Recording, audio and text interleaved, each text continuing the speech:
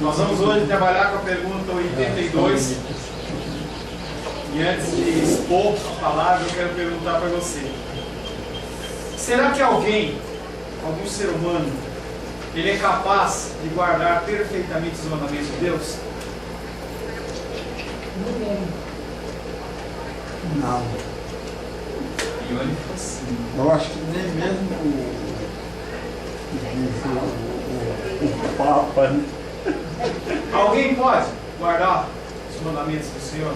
Todos eles, cumprir perfeitamente todos os mandamentos do Senhor? Não pode sim, é só querer. São Paulo queria e ele não conseguia. Como que foi Paulo não conseguiu? Romanos capítulo 3, versos 9 e 10.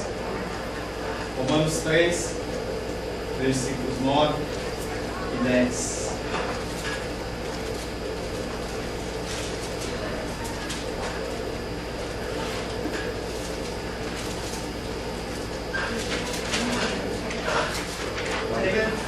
Romanos 3, 9 a 10. E se conclui, temos nós qualquer vantagem?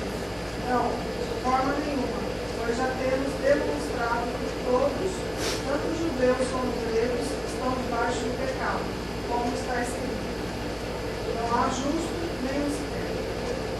Não há nenhum justo sequer. Ou seja, ninguém consegue cumprir os mandamentos do Senhor. O apóstolo Paulo, ele está mandando uma carta aos romanos e ele está perguntando: nós temos qualquer vantagem? Vantagem em relação a quem? Aos gentios, as pessoas que sabem, as pessoas que conhecem, as pessoas que têm mais conhecimento. Você ter mais conhecimento, ter mais entendimento, vai resolver alguma coisa? E aí o Senhor responde: não, de forma nenhuma. Pois já temos demonstrado que tanto judeus como gregos estão debaixo do pecado. Todos nós estamos debaixo do pecado. Mas os judeus não é um povo escolhido de Deus? É, mas continua debaixo do pecado. E aí ele completa no versículo 10 dizendo: não há justo nenhum sequer. Não há nenhum que consiga cumprir os mandamentos do Senhor. Não há algum que tente, se esforce, jejue. Uma pessoa que vá nas altas montanhas, no mais profundo dos mares, e ele busque seguir os caminhos do Senhor, que ele, por conta própria, não consegue.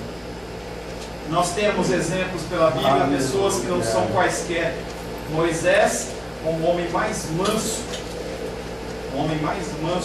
que já existiu, segundo a palavra diz, ele, no fim da sua jornada, ele perde a paciência e ele peca. E Noé, e todos os homens, entendeu? Você vai pegando Abraão recebe uma comissão dele ir com a sua família embora, e ele pega Ló e vai junto. Não tinha mandado levar Ló, ele levou porque ele gostava do sobrinho dele. Pega Abraão e fala assim: Abraão, vou te dar um filho. E aí ele não confia em Deus, e aí ele tem um outro filho, Ismael, quebrando os mandamentos do Senhor. Jó, Elias, Eliseu, Jonas, Jeremias, Ezequiel, todos eles, de alguma forma, como ser humano, pecaram e não conseguiram cumprir os mandamentos do Senhor. Tiago, capítulo 3, verso 2. Porque todos tropeçamos. Calma. Deixa eu achar. A gente achar, você já estava com ele engatilhado aí. Não achou assim rapidinho. Vamos ver os próximos. Tiago 3:2. Depois de Hebreus, pode ler. Porque todos tropeçamos em muitas coisas. Se alguém não tropeçar no falar, é perfeito varão, capaz de refrear também em todo o povo. E aí, nesse versículo, ele está falando que não é só o agir ou não agir, mas também ele insere o falar e o não falar, o pensar e o não pensar. Então a coisa começa a ficar mais estreita. E você pode até amarrar sua mão para não fazer, mas aí a sua boquinha fala. Aí a sua boquinha não fala, você controla. Mas aí a tua mente está lá maquinando, está falando, está pensando. E aí o pecado vem da mesma maneira. A palavra de Deus diz que se você olhar apenas para uma mulher com desejo, você já a adulterou. Mas ele não pecou, ele não consumou, ele nem pôs a mão nela. Não, mas ele pensou. Então, é complicado. Será que alguém é capaz de guardar perfeitamente os mandamentos de Deus? A resposta é: nenhum homem, desde a queda, é capaz nesta vida. Por que nesta vida? Porque na próxima vida, e numa encarnação, nós vamos ter um corpo incorruptível. O Senhor ele vai passar um vejo espiritual na nossa mente, no nosso corpo, no nosso espírito, e nós vamos ser tornados como Cristo, como incorruptíveis.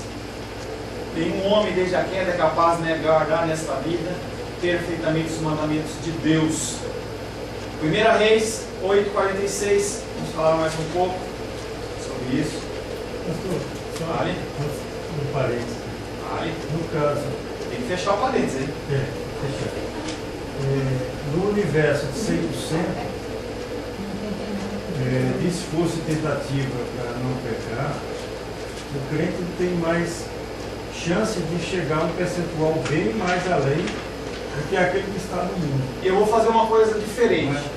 Fecha O não mais. crente, ele não tem acesso a Deus. Pior ainda. Porque quem tem acesso a Deus é aqueles que podem. O único acesso a Deus é quem? Jesus Cristo. Olha como é sério. O único caminho para você chegar a Deus é Cristo. Qual foi? Se você, 1 Reis, capítulo 8, verso 46. O único caminho para você chegar a Deus é Cristo. É por isso que as pessoas elas andam pelo mundo como mortas. Você olha para as pessoas e fala assim: como é que uma pessoa teve coragem de fazer tal coisa? Como é que a pessoa teve? Será que ela não pensou? Será que ela não atinou para o que ela estava fazendo? Aberrações de toda sorte, tipo e espécie. A pessoa não tem o Espírito Santo no coração, ela é levada pelo coração dela. Ela pode ter atitudes boas como atitudes morais. Porque quando o homem e a mulher comeram da árvore do conhecimento do bem e do mal, nós sabemos, mesmo sendo o Espírito Santo, as coisas que são boas e que não são boas. Você não precisa ser cristão para saber que você não pode matar um bebê ou fazer alguma atrocidade que passa na tua cabeça. A gente não precisa de uma lei, você não precisa de uma constituição. Você sabe que é errado, mas o nosso coração é tendente ao mal. Então alguns, eles têm uma porção a mais de graça, porque a chuva do Senhor de graça, ela cai sobre crentes e não crentes, sobre ímpios e não ímpios. Tem pessoas que você olha e são pessoas corretas, vivem corretamente. Você vê que é uma família aparentemente estruturada, tem um nível de vida bom, os filhos não estão perdidos, mas aquelas pessoas elas contam com uma porção de graça a mais que o Senhor derramou sobre a vida delas. O que acontece é que se essa graça se afastar sem o Espírito Santo, elas caem. E aí você vê situações como essa. Pessoas como um tempo atrás, jovem, de família, entendeu? Tinha tudo, morava num bairro de classe média alta.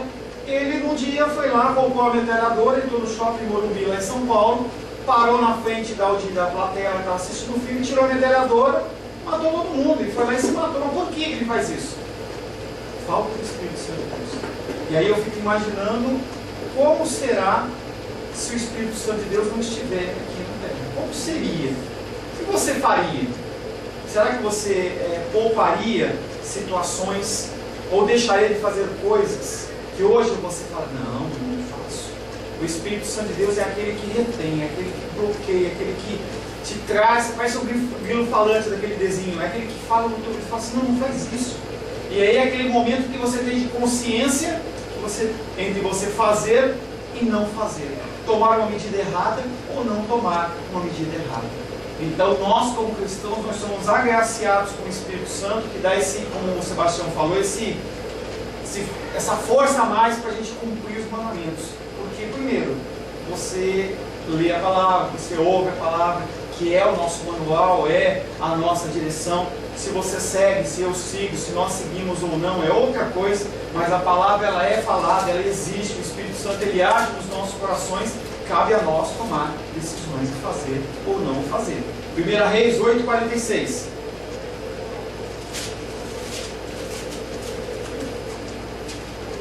Lembra próximo? 1 Reis 8:46.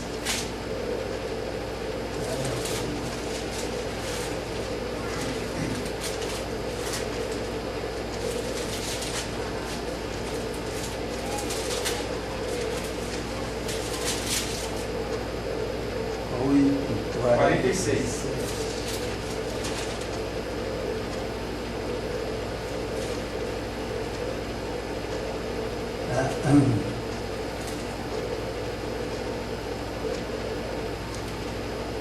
Quando pecarem contra ti, não há homem que não peque, e tu te indignares contra eles e os entregares nas mãos do inimigo, para que os que cativarem os leve a cativeiro, e a terra do inimigo. Não, só 46, tá? Não. Só 46. Até o perto esteja. É? O perto esteja.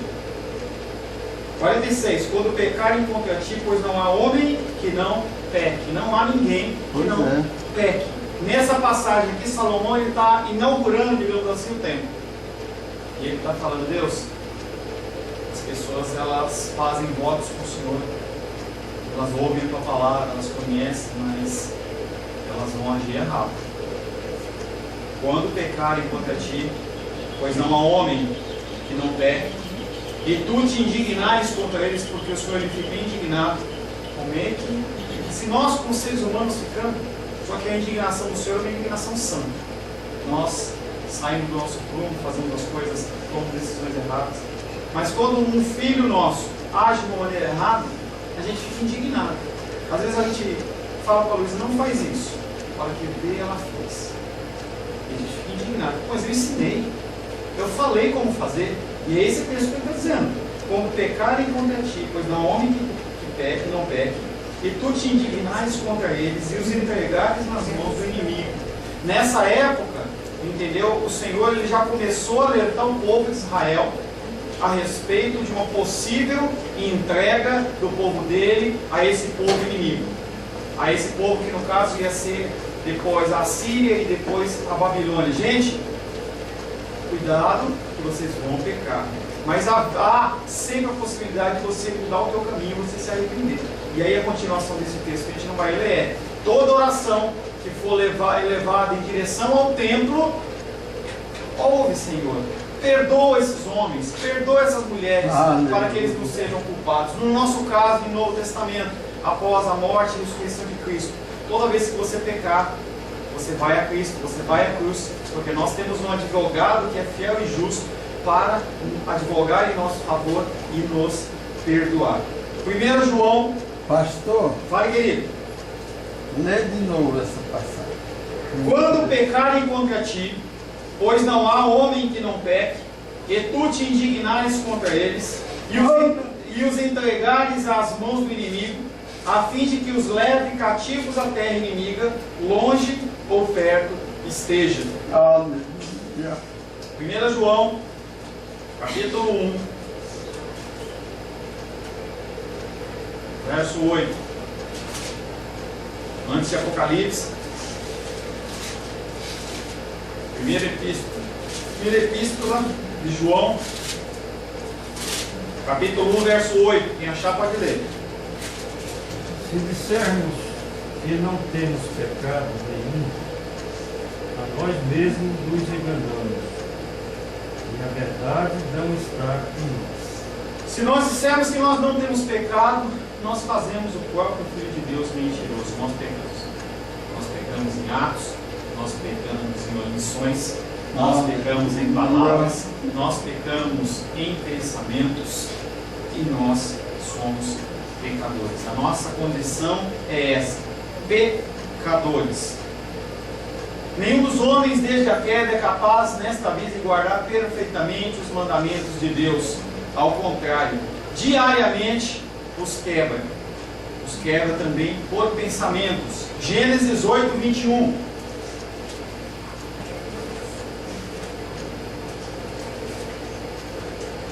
Gênesis capítulo 8, verso 21.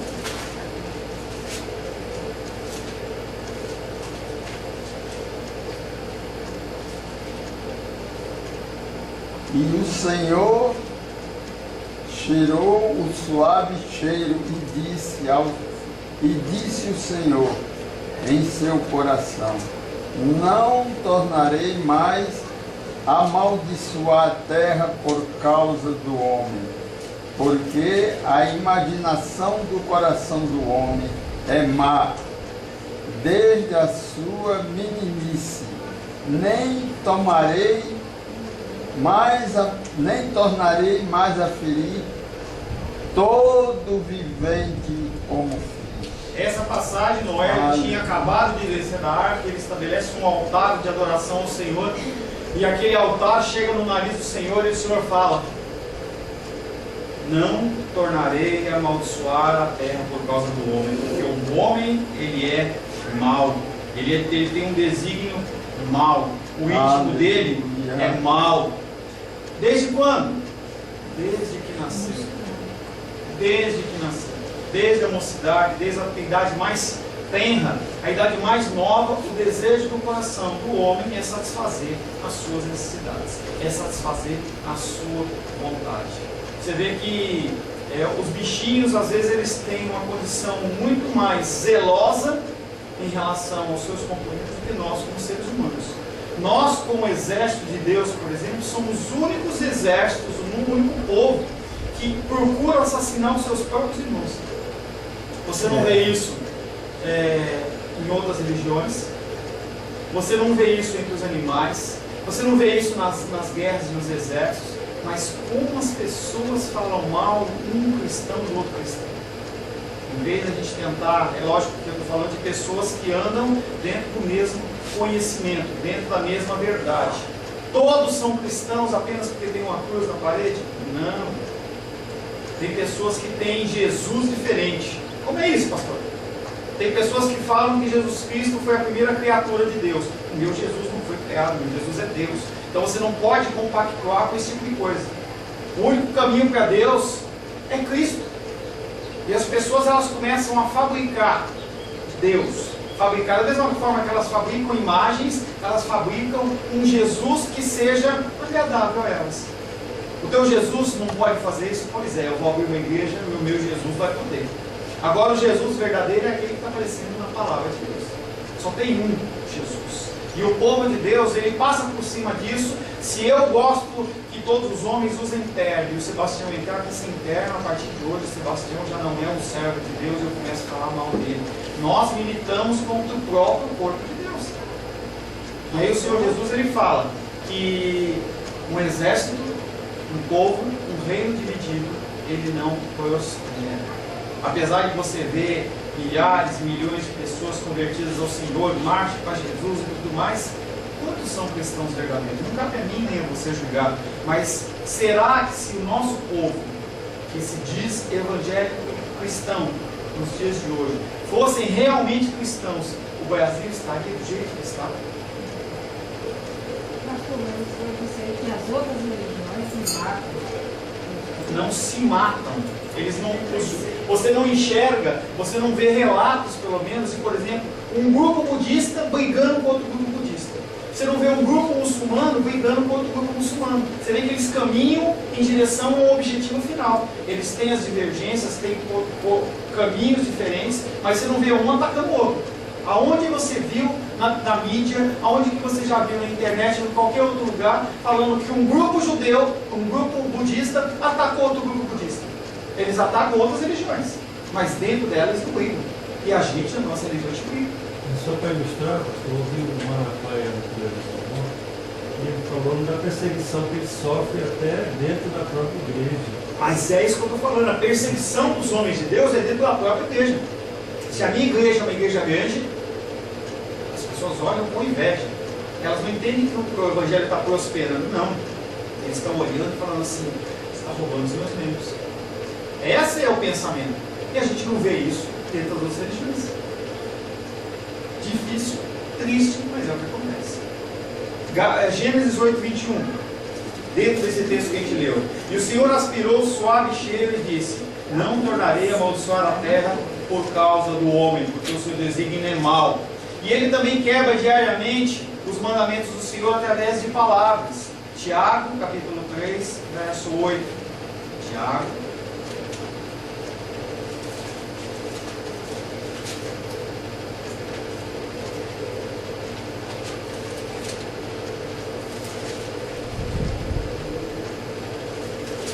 2, verso 3. Capítulo 3, verso 8. A língua, porém, nenhum dos homens é capaz de domar, é mal incontido, carregado de veneno mortífero. Essa é a definição da minha língua, da minha fala e da sua fala. O Senhor está dizendo que o ser humano, ele tem algo dentro da boca dela que se chama língua, que não consegue se conter. E normalmente para o mal, porque o coração do homem é tendente ao mal. Nós somos cheios de maus desígnios. A coisa mais difícil que tem é você controlar a sua boca. A pessoa age errado com você, acontece alguma coisa, nós já metemos a língua na pessoa. E também nós quebramos a obra do Senhor, os mandamentos do Senhor, também através de obras. Tiago 3, 2. Tiago 3, verso 2. Porque todos tropeçamos em muitas coisas. Se alguém não tropeça em palavra, o tal varão é perfeito e poderoso para também refrear todo o corpo. O que isso tem a ver com obras? Tem a ver que o que você fala é porque o teu coração está cheio. Se teu coração está cheio de coisa ruim, você não consegue executar obras boas. Você só consegue executar obras boas se o teu coração está cheio de coisas boas. E aí a sua boca, naturalmente, ela vai ser um manancial de coisas boas. Para que tem a lei, então? Nós não conseguimos cumprir. Para que ela existe? A lei não foi concedida para transformar pecadores em justos, mediante o seu espírito e perfeito cumprimento. Senão, sabe o que aconteceria?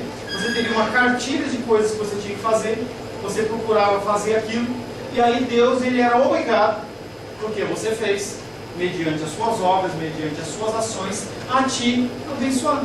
Seria como uma troca, Deus não age dessa maneira. Ou então a gente pegaria os escribas e os fariseus, como os da época de Jesus, e que hoje também existem muitas pessoas que conhecem a lei, que falam da lei, mas que elas não vivem a lei. E aí o problema não é você conhecer a lei, é você viver a lei. Viver a lei em relação aos mandamentos do Senhor. A lei não foi concedida para transformar pecadores em justos, porque o seu cumprimento, nesse caso, a salvação seria pela conquista humana.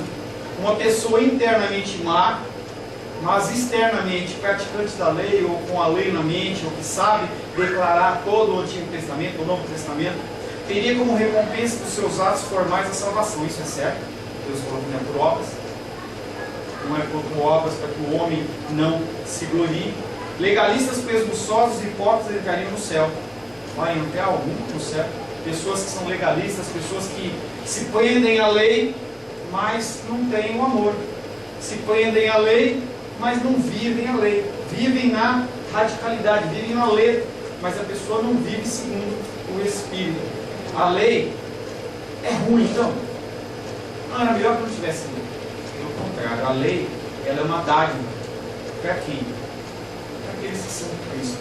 Porque a lei, para aqueles que são de Cristo e têm o Espírito Santo no coração, você consegue tentar, como Sebastião falou aquela hora, você consegue tentar cumprir a lei. E aí o Senhor, ele olha não só para o cumprimento das palavras dele através da sua vida, mas também pelas tentativas. Você está tentando. Você é pecador, eu sou pecador, nós estamos tentando melhorar, estamos tentando resolver, mas a gente não consegue, a gente não tem forças. E a gente vai vez após vez ao Senhor, buscando dele o fortalecimento, buscando dele a fortificação.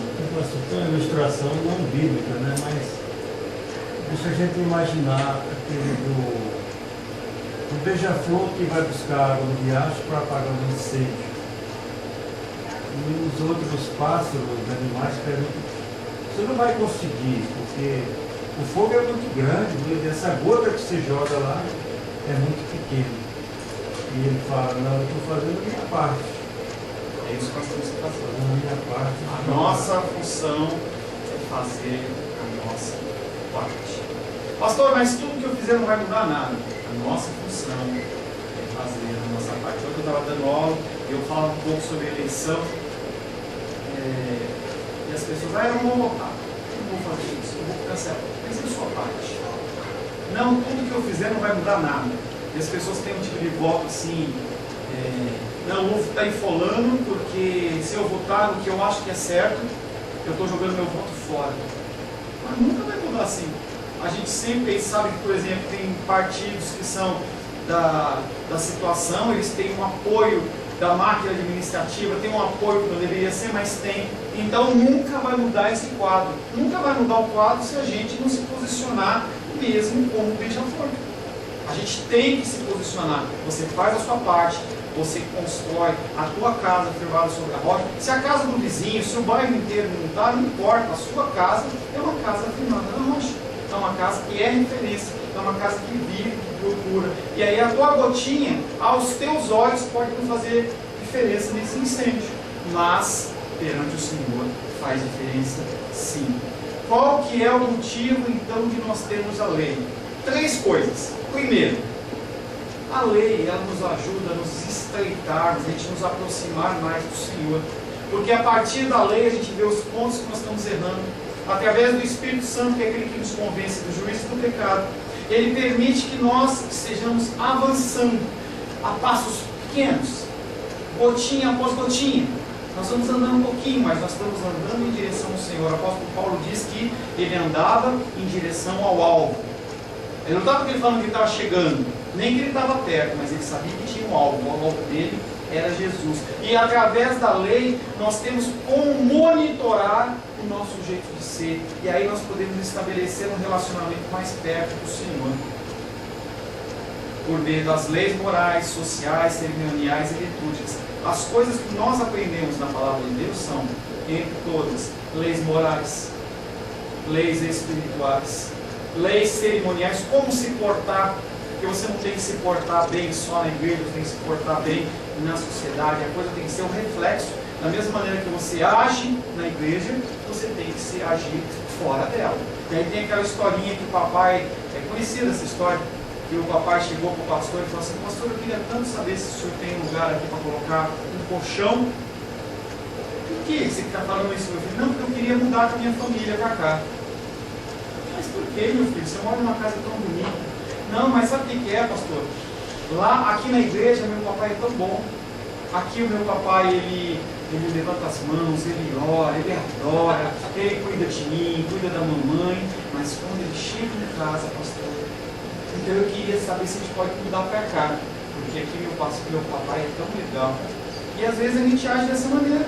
A gente é de uma maneira na igreja e na casa, com os nossos pais, com os nossos parentes, com os nossos negócios, nós mudamos, é outra pessoa.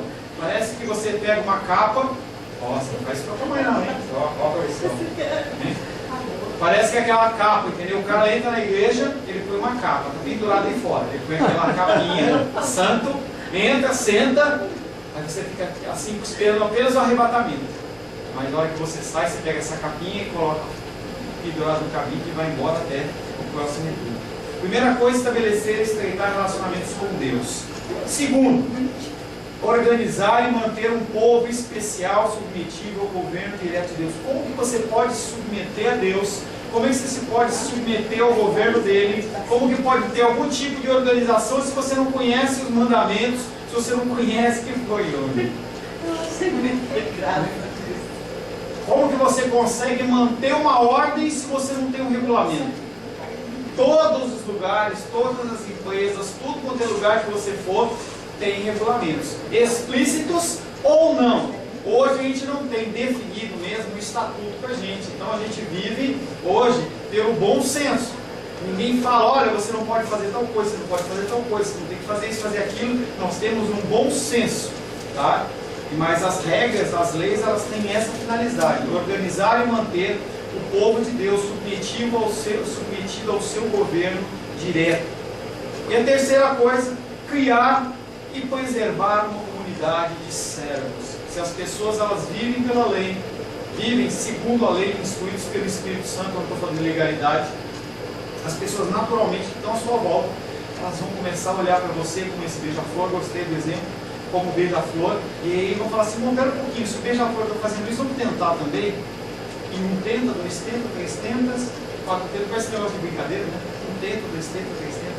Eles vão tentando, orientado pelo Espírito, capacitado, fortificado pelo Espírito. Daqui a pouco não é um beija-flor só, mas são muitos pássaros, muitos animais que estão tentando apagar um incêndio. E aí você consegue manter uma comunidade de servos e adoradores reais. Adoradores que adoram o Senhor em espírito e em verdade. Criar e preservar o quê? Oi? Criar e preservar uma comunidade de servos, adoradores reais, pessoas que adoram ao Senhor em espírito e em verdade. Antigamente, eles tinham pessoas que cuidavam, que organizavam esse tipo de coisa. Eram os reis e eram os sacerdotes. Haviam também essas leis que eram morais e cerimoniais. Como você agir? Se você olhar o Antigo Testamento, em especial os 5 primeiros livros, você vai ver neles muito dos caminhos que nós seguimos hoje na Constituição. Você que estuda para concurso, se você for ler a Bíblia, ler Gênesis, Êxodo, Levítico, Número, Deuteronômio, você vai encontrar ali princípios cíveis, esses princípios que ensinam como você deve proceder. Você estava andando, matou um boizinho do teu amigo, como proceder? Então, é boizinho, mas é qualquer coisa. Então, ali o Senhor está dando princípios para você poder viver em comunidade. E qual era a função do rei e do sacerdote? O rei era aquele que governava e o sacerdote é aquele que intercedia. Quando Cristo morre e ressuscita, ele assume as funções de servo, as funções de sacerdote e as funções de rei. Ele é o nosso rei e ele é o nosso sacerdote. Um Deus que faz isso para que a lei seja cumprida e a pessoa seja salva pelas suas próprias forças, ela pode cometer um erro. Não é um erro só, mais 2. Se Deus ele tivesse criado a lei apenas para que o homem pudesse se salvar, como uma tábua de regras e mandamentos, a primeira coisa que Deus iria estar fazendo de errado, ele estaria confiando ao homem que é frágil, que é pecador, que não tem capacidade nenhuma, instrumentos por ele, por si mesmo, que retornar à condição anterior da queda. Esse é o que eu ciclo, porque a pessoa errava, pecava, acertava, pedia perdão, aquele ciclo pecaminoso.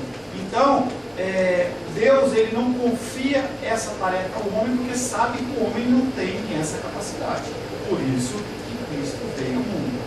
Ele veio para nos livrar do jugo do pecado, para nos livrar de todo esse peso. Outra coisa que Deus estaria fazendo errado se ele tivesse permitido dessa maneira: supor que o homem, por meio de regulamentos bons e sãos, ele pudesse se tornar justo.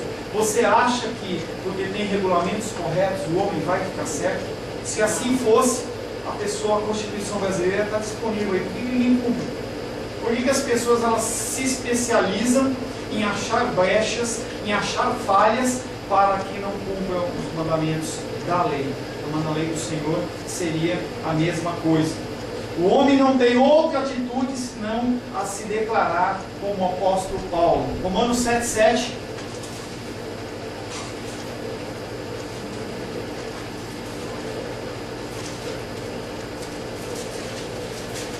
Romanos 7,7. Que diremos, pois? É a lei do pecado? É a lei do pecado. De modo nenhum. Mas eu não teria conhecido o pecado senão por intermédio da lei. Pois não teria eu conhecido a cobiça se a lei não dissera, não cobiçarás. E o apóstolo Paulo fala, quer dizer que então a lei é pecado? De jeito nenhum. Se não for através da lei, você não sabe que você está errando. Se não for através da Constituição, você não sabe que você está errando. Se não for através da sinalização de trânsito, você não sabe se você passar uma velocidade ou se você entrar numa rua contramão, você está cometendo um delito. É a lei que nos mostra o que nós estamos fazendo certo ou o que nós estamos fazendo errado. E Romanos 7 ainda, verso 1 e de 4 a 9. Eu vou ler. Romanos 7, capítulo 1. Depois vamos pular do 4 até o 9. Porventura ignorais, irmãos, que a lei tem domínio sobre o homem toda a sua vida? Verso 4. Assim, meus irmãos, também vós morrestes relativamente à lei, por meio do corpo de Cristo, para pertencerdes a outro, a saber, aquele que ressuscitou dentre os mortos, a fim de que frutifiquemos para Deus. Porque quando vivíamos segundo a carne, as paixões pecaminosas postas em realce pela lei operavam em nossos membros, a fim de frutificarem para a morte. Agora, porém, libertados da lei, estamos mortos para aquilo a que estávamos sujeitos, de modo que servimos em novidade de espírito e não na caducidade da letra. Antes de nós termos Jesus Cristo no nosso coração, nós tínhamos a lei como um jugo sobre a nossa vida. Ela nos mostrava o nosso erro, e nós, como pessoas que temos um coração tendente ao mal, nós não conseguimos fazer nada. E aí, aquele primeiro comentário de Sebastião, a partir do momento que você é cristão, as coisas elas passam a ser sujeitas a você. Não é o pecado que te sujeita a ele, e sim você que sujeita ao pecado do domínio do Espírito. É um controle a mais que o Espírito Santo nos dá. Continuando Romanos, verso 17. Nesse caso, quem faz isso já não sou eu, mas o pecado que habita em mim. Porque eu sei que em mim, isto é, na minha carne, não habita bem nenhum, pois o querer bem está em mim, não porém o efetuá-lo. Porque não faço o bem que prefiro, mas o mal que não quero, esse faço. Mas se eu faço o que não quero, já não sou eu quem faz, e sim o pecado que habita em mim. Mesmo nós, sendo cristãos, nós estamos com o pecado sobre nós, mas nós temos como virar essa balança, nós temos como mudar isso, através da leitura da palavra, do constrangimento do Espírito, e você vai mudando, você vai se transformando, vez após vez, passo após passo. Você dá um passo, volta 2, dá 3, volta 1, mas sempre caminhando em direção ao alvo. Onde abunda o rigor da lei, superabunda a misericórdia do perdão. Pela lei a justiça divina se manifesta, pelo perdão o seu infinito amor se revela. A lei descobre o pecado, a graça o elimina na cruz. Moisés, pela lei, indica a absoluta impotência do homem. Cristo, por sua encarnação, paixão, morte e ressurreição, mostra o poder soberano de Deus para salvar aquele que é perdido.